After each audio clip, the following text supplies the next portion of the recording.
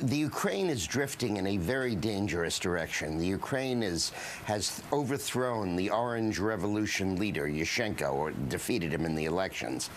He was also a client, and has elected Yanukovych, who is a Russian puppet. And they are probably going to get together with Belarus and Russia and recreate the old Soviet Union. And I think this is partially a product of Obama spurning Eastern Europe by not putting the missile shield in Poland. Ah, interesting take. And I think that they're giving up the nuclear stockpile simply because the Russians have them and they're soon to be functionally a part of Russia. In terms of China, all they've agreed to do is negotiate. As I say in the book 2010, Take Back America Battle Plan, there is one very specific thing the United States can and should and must do, which China will not agree to, but we have to push for that, and that is to cut off the flow of enriched gasoline to Iraq, to Iran. Iran, yeah. They import 40% of their gasoline.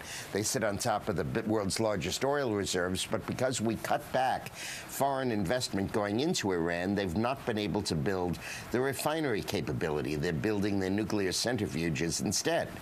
And the United States should work with Dubai and the other Emirates to cut off the flow of gasoline into Iran, and if necessary, a naval blockade. And that's where we should be headed. And this dithering over sanctions is basically just buying Iran time to build a bomb. Yeah, but I think it is significant that China is on board here, because a lot of people were wondering where they all were they're doing is during last week when we were signing the summit with Russia. A lot of people were saying this is insignificant unless China's on board. Well, that related to the reduction of warheads, and China's arsenal is only about 200 or 300 weapons, so it's not part of a reduction. The thing is that China has not agreed to anything. All they've agreed to do is to enter the negotiations, which is great. But, you know, this is not, I was going to say this is not deserving a Nobel Prize, but Obama's won that already.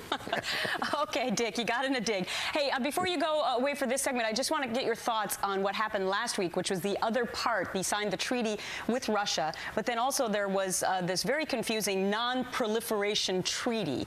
And basically what they said was that if a nuclear country attacked us, then we could retaliate with a nuclear bomb. But if somebody who does not have nuclear capability attacks us, we won't. Do you feel comfortable with that? It's the most outrageous thing I think I've ever heard a president of the United States say. He is literally saying that if an American city were gassed or hit with a biological weapon and millions were dying in the streets, coughing their lungs out, or in hospital wards dying of an incurable disease, we would not use nuclear weapons to reply? It is totally absurd. It's beyond belief that a president of the United States would say that, and it shows that Barack Obama might be the first anti-American president we've ever had. Wow.